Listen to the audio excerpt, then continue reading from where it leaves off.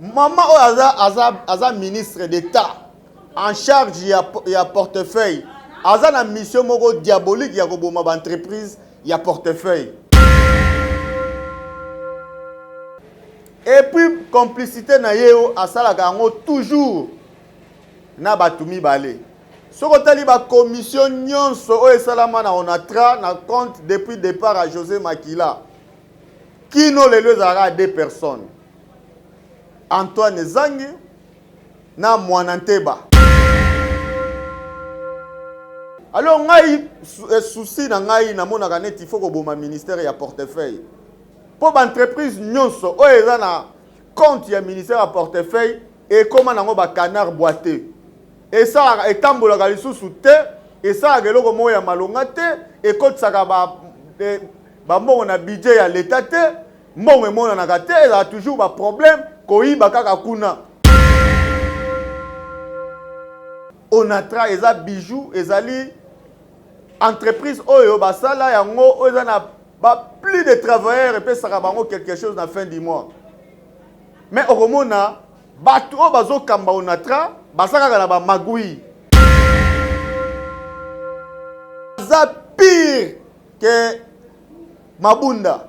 Mabunda oyo azalaka pe ministre ya portefeuille na moment moko donné. Yekutu mabeko leka yebisanga yi to ba union sacrée et ko sala nini na ba entreprise. Tala DG oyo bache ayena ba dossier na bango ya Agemi le nouveau DG AI Martin Lukusa. Oh, en tout cas félicitations papa. Pour vos impressions de qualité, Logic Print est prêt à vous offrir les meilleurs. Nous imprimons sur t-shirts, bâches, casquettes, tasses, cartes de visite et de services et autres. Pour plus d'infos, contactez-nous au +243 81 75 52 746. Notre adresse: Avenue Colonel Ebeya, numéro 1060, référence Assemblée provinciale, Kinshasa, Gombe.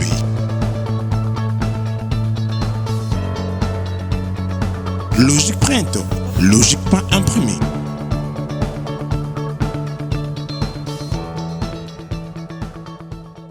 Na sepeli mingi koyeba bino ebele liboso ya ba télévision na bino po na kolanda ngai papa Soso oyo kingo ibanga mbelite na yaka koloba makambo etali corruption makambo etali ndenge ba entreprise ezali kotambola na RDC biso tolukaka aliment tolukaka bosolo tolobaka vérité soki recherche eza documenté te investigation eza documenté te bokomona ngai liboso na bino te tosalaka ba recherche na biso na internet sur place partout toyaka po biso tozali Soso ngai nazali papa Soso kingo lange bangaka mbelite Soso azali nazana bino na kati ya ba congélateur na bino nazana bino na kati ya ba ferme na bino na mapangu naza partout oh nyonso bino bolobaka nga na yokaka ngo et puis naza mieux informé. Alors eloko nini ebengi biso lelo awa ezali pasi pe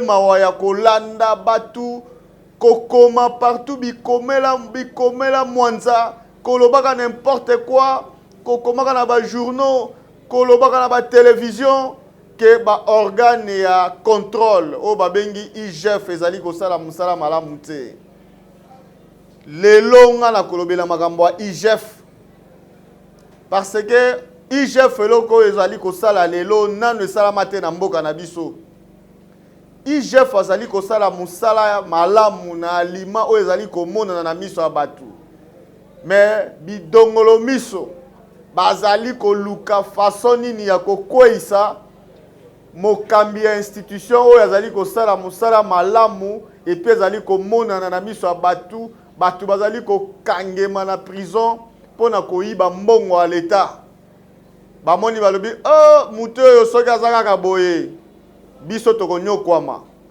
toyebi bien te na mboka na biso tozalaka na 3 institutions ya contrôle tozali lokola na Assemblée nationale o musala nango ezali pe ko contrôler à part ma mission msusu aza nango neti ko légiférer tozali na Cour des comptes o musala na epe ezali ko contrôler ko dénoncer mais ba institution wana nyonso esala so musala nango te tolandaki député ya eside yawa auti ko dénoncer député Ados Nombasi ko dénoncer ba corruption ezali ko sala ma ciel ouvert na Assemblée nationale. Pona koloba ke non tokoki lisusu ko compter na Assemblée nationale te.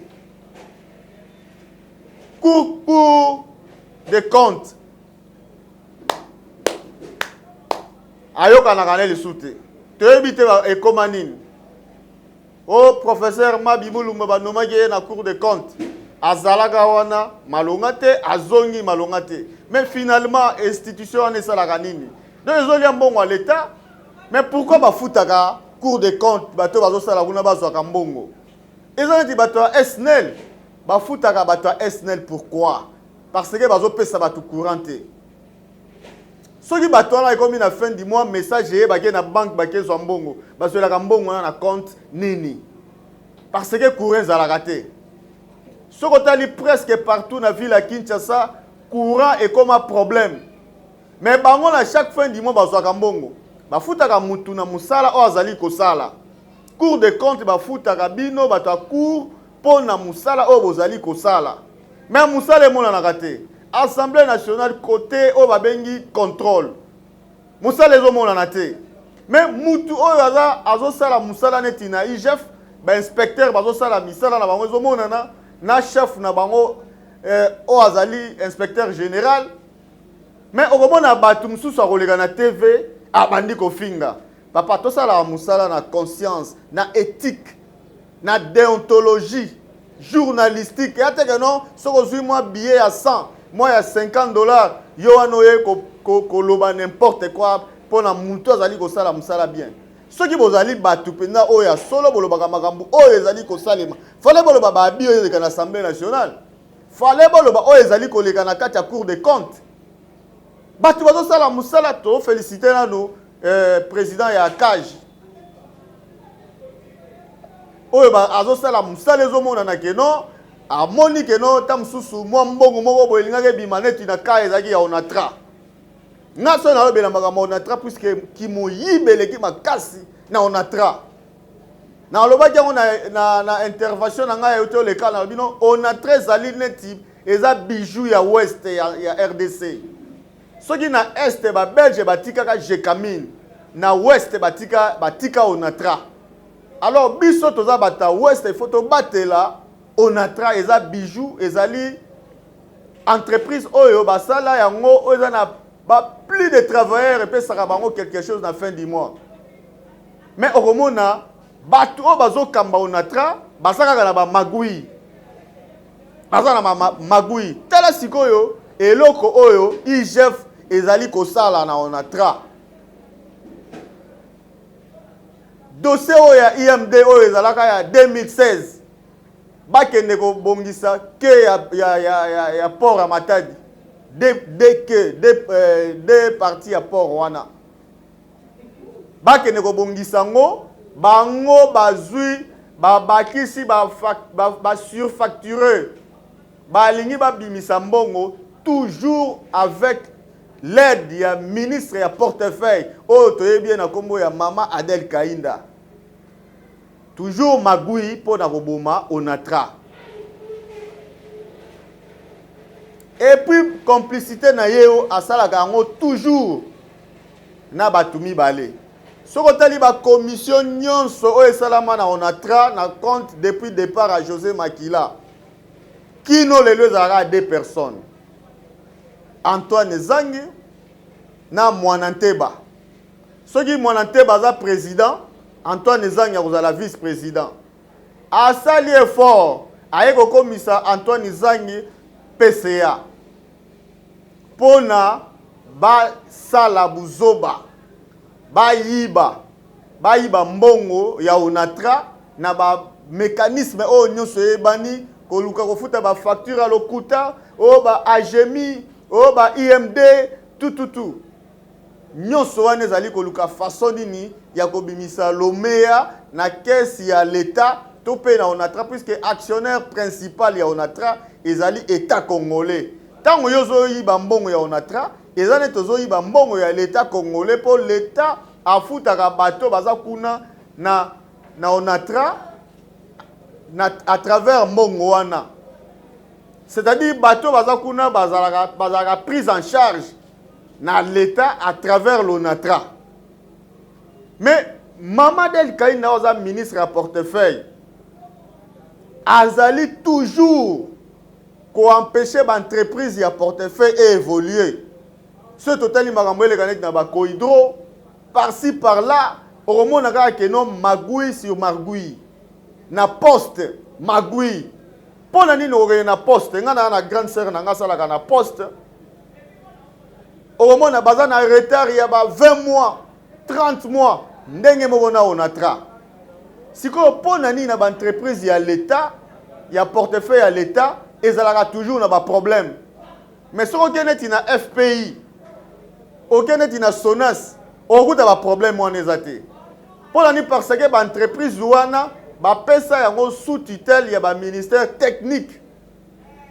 Alors ngai souci na ngai na mona kanet il faut ko boma ministère ya portefeuille pour ba entreprise nyonso o eza na compte ya ministère ya portefeuille et comment nango ba canard boité et ça etambola ka lisusu te et ça geloko mo ya malonga te et kotsaka ba mbongo na budget ya l'état te mbongo emona na te eza toujours ba problème koyiba kaka kuna. Sikoyo pour nani na ba entreprise oyo ezalaka mbala moko dépendant na ministère technique bazwa neti Onatra batika ngo sous tutelle ya ministère ya transport bazwa poste batika yango sous tutelle ya ministère na yango ya poste et télécommunication basala te que non ezalaka et dépendant na ministère ya portefeuille pour ministère on est koboma maman aza ministre d'État en charge ya portefeuille aza na mission moko diabolique ya koboma ba entreprise ya portefeuille aza pire que Mabunda oyo azalaka pe ministre ya portefeuille na moment moko donné yekutu mabe koleka yebisanga yi union sacrée et kosala nini na ba entreprise union sacrée et contribuer nini na évolution de l'entreprise et à portefeuille. So basala ki union sacrée pour na kobongisa mboka. Basala ki yango pour na entreprise. Mais c'est comme ça que vous pouvez aider les chefs de l'État à évoluer na lutte contre ba anti-valeur. Ba lutte contre la corruption. Mais c'est la seule personne qui a aidé les chefs de l'État à lutter contre la corruption et l'inspecteur général il y a inspecteur général, il y a finance. Oh, il y a comme Gilles Alingeti. Mais au moment où on a vu sur les journalistes, ceux qui ont PC, moi, Kanyaka, il y a un ambang na télévision, il y a un ambang na boy. Ah, ndekuza Sony. Botika mutasala musala nenga zali ko sala. De bolingi mboko ezala na poto. Tela Congolais aza ndengeni. Congolais aza comment? De bobo ina bino contrôle obino muta vivre na ndenge na ye asala oya lingi alinga zui alinga bombi oyo alinga sali boye. C'est pas sérieux. C'est pas sérieux. Okomona tokene na kaya Onatra. José Makila tango azaki PCA. José Makila azaki PCA asalisi commission moko boye d'audit et que ne port à Matadi et que ne audité sur port maritime. Oyo lelo aza PCA oyo na place au José Makila à l'époque. Lelo aza PCA. Mais audit wana ye mtazaki président ya commission ya président commission wana. Yebisanga italanga na misu. Yebisanga osali nini na commission wana. Wapi rapport ti lelo. Oza PCA lelo. tout ça la rapport. Ça la rapport, il y a enquête, il y a audit, il y a matadi. Rapport mon côté. Bazui rapport wana batia on a frigo. Ezo amalili, mukolo bagole ngo ba chauffer. Mais bagole on mukolo nini. Po eumeli de uta José Makila longwa PCA. Ti lelo yo mtozaki président ya commission na adjoint na yo mwanate ba pokuna ba commission za président na 2 personnes. Soki Zangi Antoine Zangi te mwanante ba. Soki mwanante ba président ya Antoine Zangi vice président ya commission. Ba nini nyoso ya enquête oyo ezalaka diligenté na onatra ezalaka toujours présidé par le duo mwanante ba na Zangi o akoma PCA lelo. Boye mutazaki président commission ya port maritime tant José Makila zaki PCA. Yo mutozalaki PCA, ozalaki pardon président ya commission ya audit na port à Matadi.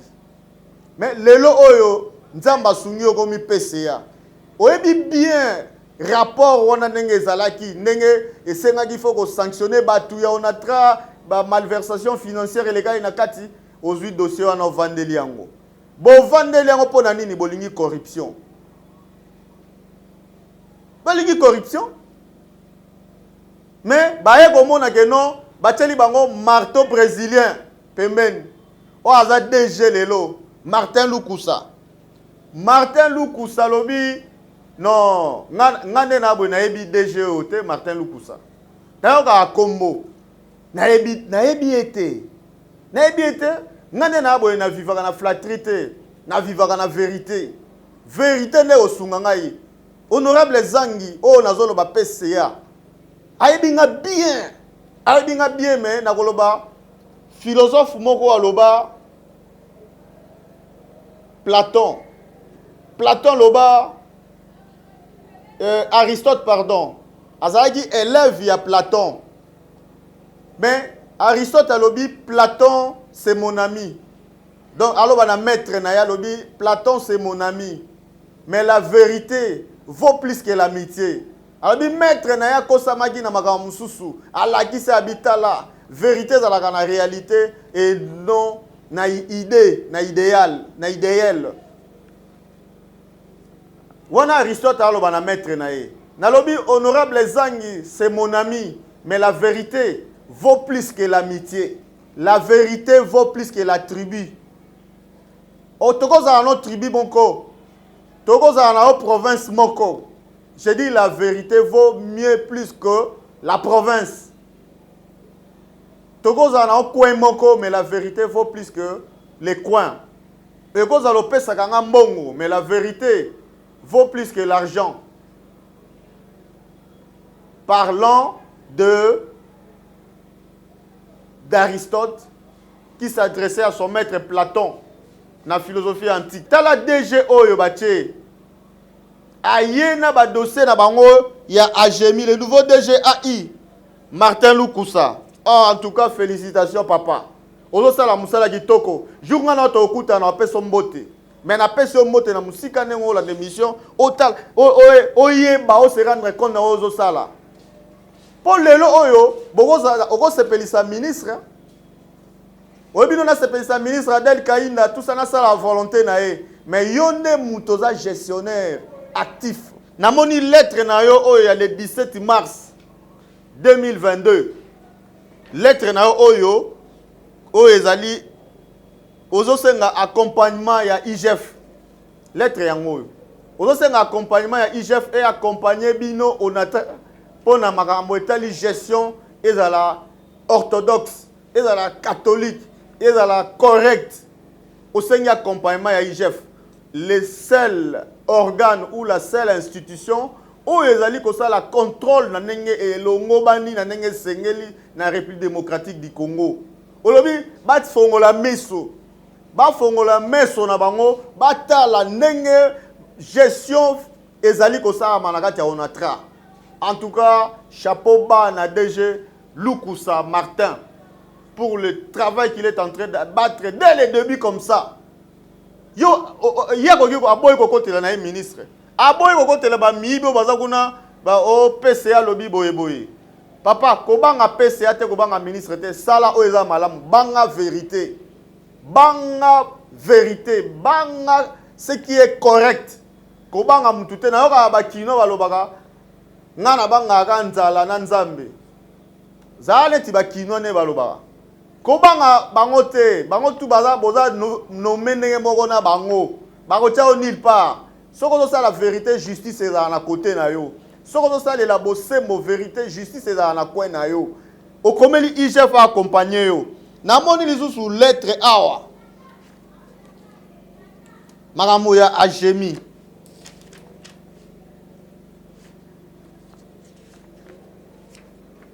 Oza contre nini ya Agemi. Yango lettre yango. Dossier Agemi. Agemi olobi okomi lettre olobi non. Bambongo ndenge za boye dossier oyo eza flou. Eza flou. Olobi oko exécutant ngote natanga ta paragraphe asuka.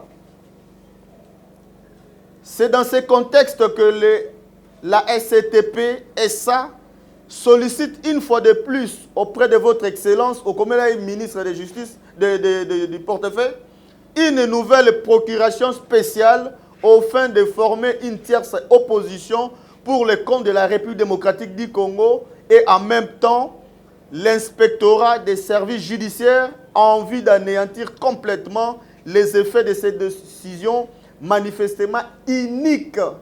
Inique, pas unique, inique.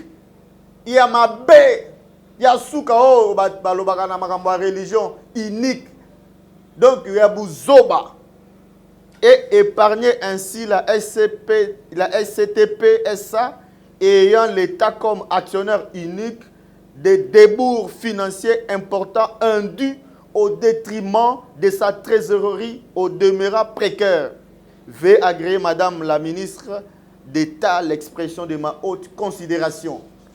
Tala mwana mobali nenga zalaka. Ezate so ba elioka proposition bo aussi batu oyo bazo ba salaki buzoba bango wana bazana prison. PCA mo na DG Masumbuko bango wana na prison.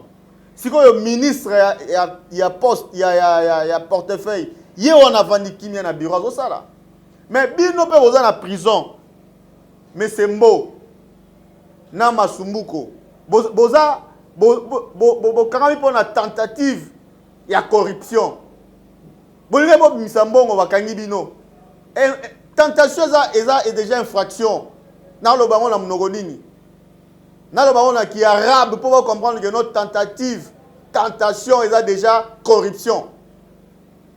Donc yo signé mikando le bo misambongo. Oh mbongo ese bima kala ozu o bambi ba facture. Au commissaire logo ezaki na osoki 2 millions 500. Au commissaire plus de 8 millions. En complicité toujours avec la ministre. Mais la ministre est là. Même si quand bino boko ti prison, au lieu que bo dénoncer procédure ndenge le cas qui ba kanga ministre, ale bino bo vandi kimia, bozo ko souffrir bino boko na prison. Bon lo ba mais oh déjà koti sikabi, pas question. Telle la lettre mususu. Concerne, suite à des données au rapport de l'IGF et mission d'audit diligentée par les conseils d'administration. A commis DGOyo, non, à Maële.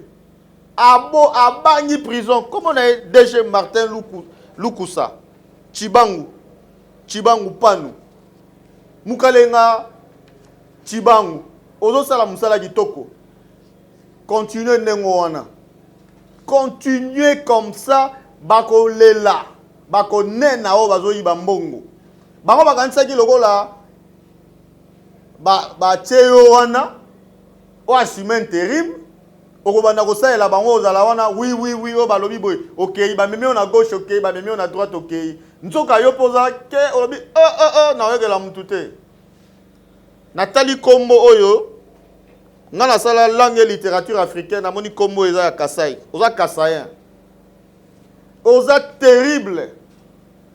Nayebi comment le peuple kassaye est. Peuple kassaye alingaka manipulation te. Alingate ke oba o manipuler opo mutu boyaza boy. Ah aza ndeko na pas question. O aza ministre a mukonzi influence te. banga prison ndenge ozobangela wana ozosala musala kitoko, ozosala musala na ndenge mpenza esengeli.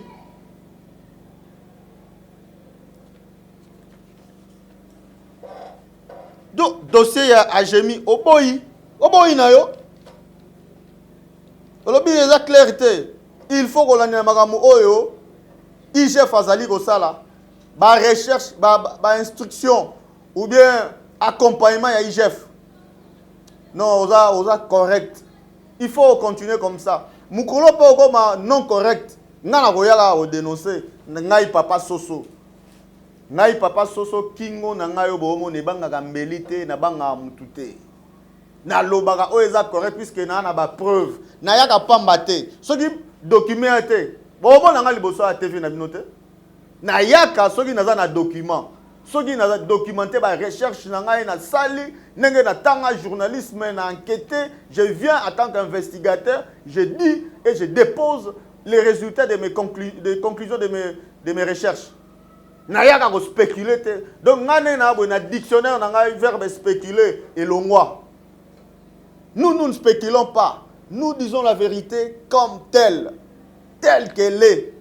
Tu as raté koloba n'importe quoi. Tu as raté koloba oh boye.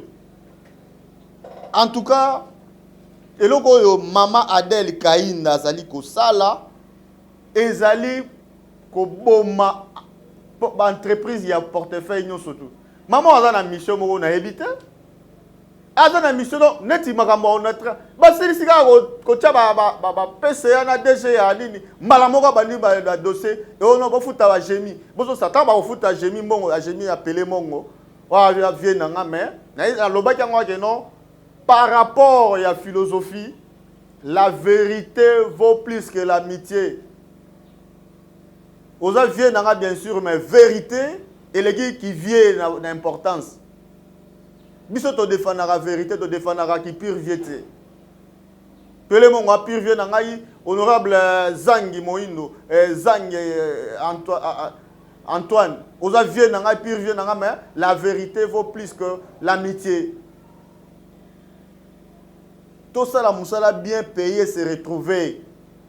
Tout ça, la moussala bien l'État congolais se retrouver. Tout tika kozwa kanyak, tout zora mbonga l'État, tout ça la surfacturation. Au réunion à la entreprise, mon actionnaire, mon voyer, pan, au bambi, 10 millions, 5 millions.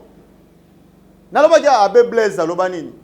Abe blaise kanda, tant à te à l'obi, batu o ba ibaga ba millions ana. Au moment où il y a na place na bibo on ke pesa batu $100. Oh besoin $100 oh maman moko botaki maman boye ba botaki abimisi 5 maman à l'hôpital mais ya ibi 3 millions a ibi 5 millions à na poche.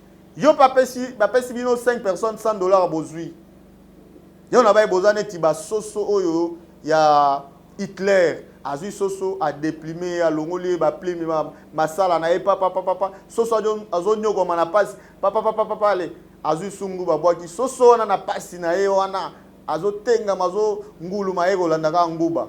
C'est comme ça le peuple congolais bazoyi babino ba millions papa bazoyi babino ba millions de dollars ba koya na ba pesi yo $100 yo zui ba millions na yo keiti millions na teke no kosongo mais il faut pas ça lo banzela tala ne banzele bebi ba poto partout côté ça ba cirage air nyonso tout ba zo tia wana ezolia yo mbongo. Or ceux qui va sala yo nzela ya bien ba curé ba terrasser ba bongise yo nzela biloko ezoya nzela ya route ba dessert agricole na mbongo wana okozala na nzala te omona ke non fufu sa kombe komi 100 francs okomona masango komi okozala na biloko olia chaque jour mbisa ko kauka na parlons pas ya mayo olia ezala ba Thompson olia ngo okolemba mais mbongo wana fallait et ça la musala wana bazoyi bango wana mo bazoyi bango partir à likolo moyen misale sale mezate. Alors ngai papa soso o na kingwe banga kambelite na ye ko dénoncer makambo wana po ngai naza na information naza nango na landaka partout na la kate et puis ngane mtu soso na la musaka bino na pongi et naza partout na ba ferme na bino na lupangu o moi soso bola eza ngai nazalaka na kati ya basoso wana ngai yo papa soso o soso ya ozui soso tena congélateur yozo loba makambo ngai soso nazoyoka ozo téléphoner ngana na congélateur nazo yoka yo tant nazo yoka na koya awa na yeko bimisa ne nazo bimisa lelo. Donc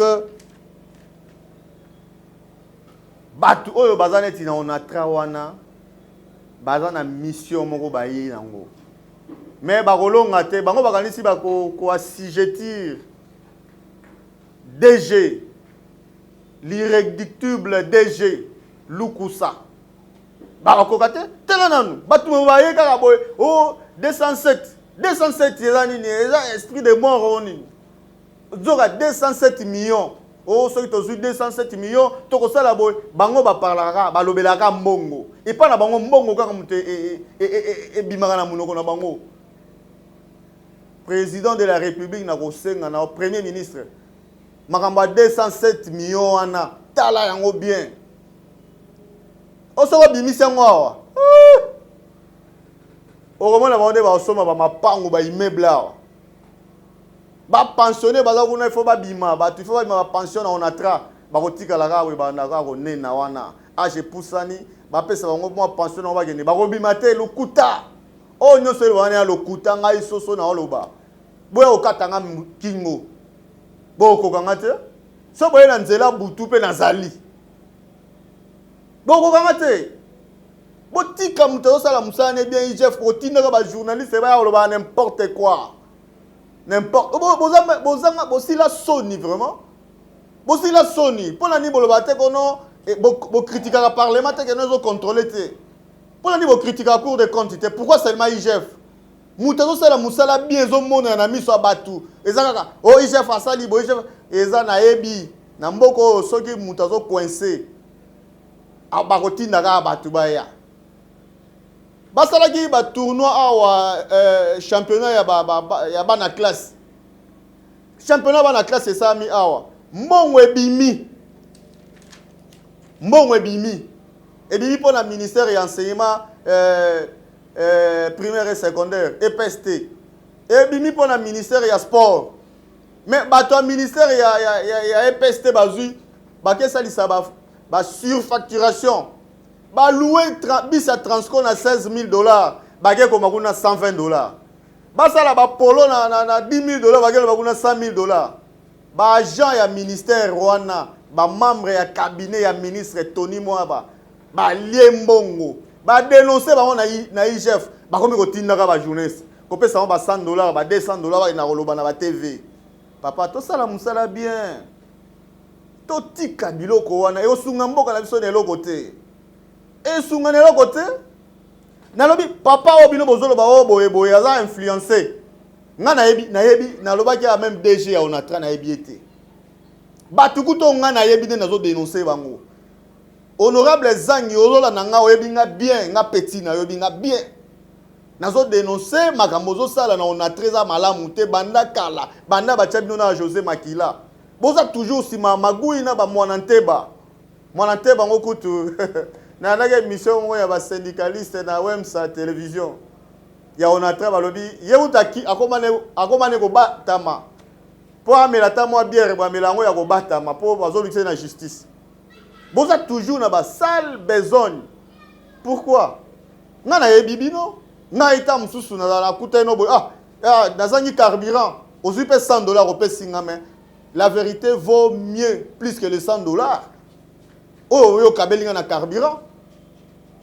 Mais na yeko dénoncer ma be ozo sala. Mais déjà luku sangala on a mona été mais na moni que non. En tout cas, donc au tala boye o mona ma que non tato yo nzamba zala na ye. Mugalenga wa bantu wa mugalenga. Ilo wa baluba. Toi sakidila wa buni tatouani. Non. Oye penda na esprit moko boya révolution. Oye penda ko balusa makambu. Oye ko sala oyo nano esala te ko banga mutu te oza DG ko banga ministre te ko banga PCA te sala oyo eza malamu banga vérité banga ce qui est correct okomona ke non musala ezokende malamu tala IGF pe makambo azosala na otu koloba ke non corruption partout pona ko blinga ko saper kobebisa réputation ya mutu nga na lobi na yebi ata mutu moko ya IGF te mais bayaki kosala ba test bakoma ba inspecteur na IGF mwana na ye moko azwaki te mwana ya papa oto na Gilles Alingeti na ba information na nga tant que soso nazali na kata congélateur moko na yoki bato ba libanda congélateur oh non mwana ya Lingeti aye wana avant test akozwa kaka test ça mi pas comme inspecteur akatani alekate après mutobo lobi que non aza malhonnête oh tout ça quand même na éthique tout ça correct na mamuto loba tout ça correct souci na bango zaka ba futa oh mbongo agemi oyo appelé mongo mukalenga lukusa bloqué bango bloqué ba na place au chayote baza neloko mo ko chayote ba o bazaki liboso na moni basuki ba na prison yo pe ko linga te olanda bango kotosa bitosa tosate bitosela mwanza éviter. En tout cas, tous les sa félicitation na IGF na musala zali kosala. Na akaj nenga zo dénoncer. Non, nga so na zali ata inspecteur moko bobe na zali na akaj. Mais nazo sala pe musala na ngai na domaine na ngai puisque naza na documenté. J'ai fait mon travail. Je fais bien, je le fais bien. Na kosunga IGF na kosunga akaj na ba capacité na nga pona musala na bango kende liboso musala o bazali ko sala et avancer je le ferai toujours soki ngai na zui document bokomona nga liboso na bino soki na zui document te bokomona nga te parce que ba recherche na nga documenté eza approuvé eza avéré jamais na koya wana bana koloba kotanga koma batono Adel Kaina ka pamba boy j'ai des preuves que non nyonso ezaka koluka lomea oza ministre oza na ba avantage na yo ozwa ko na ba droits et devoirs contente-toi de ça oliga ko tia maboko bo o tia kotoyo patela biso na tra tala ba ministère on a ko tuba bomango na lo ba ministère à portefeuille na ya média ba bomango so o ke même na ba France o kuta jamais ministère à média oh non information presse tout ça ezala raté. On doit écraser tous ces ministères-là inutiles. Ministre du sport, tant qu'on a sali IGF a sali rapport, a sali enquête, il y a non championnat ya bana kelasi, ba gérer bon la bien. Alors bien non bravo na ministère ya sport. Atali koto ya EPSA ba miyibi, aleko milika marotina ba journaliste. La vérité vaut plus que l'amitié. La vérité, les qui amitié na valeur. Totika, batuba sala mutu sala musala na e. Parlement sala musala malamu, hein? Sala musala malamu osunga chef de l'état ndengeni ni boye. Toujours ba corruption bani tozo landa na niveau de l'Assemblée nationale. Na niveau ya Sénat kuna président Bahati Lukwebo omona atindi mutako ma ministre Adel Kaina ministre ngona ke kuna komine tetu aboye ko to sa place nzete o ya mateli asumeli nzete o ya mateli mais nzete ona so ekatani ya koya la ministre aza sous ministre te na loba ke non soki gouvernement o ekoyika ka lelo nga mama oza esute eloko ya yebeza ko kangisa suki lo la dona beja bureau na ye nyonso tout cabinet tondika na bandeko dire kaba noko na ye ba famille na famille donc eza cabinet moko familial cabinet kozala o cabinet médical mais oya ye familial cabinet nzambe nasuki wana merci mingi na bino lokola bolanda biso merci na Corneille oyo azali ko boma nzoto po musala lekana kitoko tobosani te tozo compatir na ndeko na biso nanu oyo asalaki accident na moto tokosenga nzambe abatela ye état na ye et s'améliorer o aza hospitalisé lelo na centre ya handicapé motema na ngai ezali kosenye ezobimisa makila na liwa ya Corneille Malalako moto moko boboto sans conflit na batu une fois nazalaki na problème na ndeko na ngai Daniel Safu tokomana eti na parquet mais ndeko Malalako alanda ngai partout mais lelo nzamba bengi ye akufi liwa moko mort subite aye lelo aye na sembe kaka jour ayaki boye abimi akomi kota parler du peuple nzote bandi kosenga apike crise bamemi ye na cinquantenaire na pembeni wana na hôpital ya cinquantenaire abandi komisa bafulufulu ti ndenge ya kokufa liwa wana esali pasi atiki mwasi atiki bana baza mike non esali nga pasi en tout cas molimo na ye vana na kimia mes condoléances na famille Sembe Mobimba na président Toussaint Toussavuvu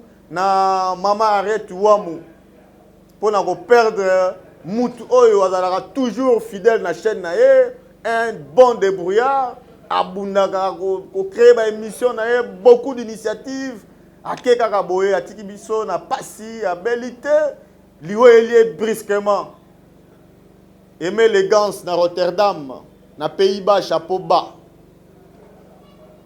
Rachou la caramel merci na ndenge opesa biso avantage tolekisa biloko awa nzamba pambola yo Correcteur News TV, Awande correction, il y a ba news tout. Donc Awande, on assure quoi. Suivez Correcteur News TV pour avoir toutes les informations crédibles et fiables. Correcteur News avec Yemoko Rachou. Rachou, la caramel, check.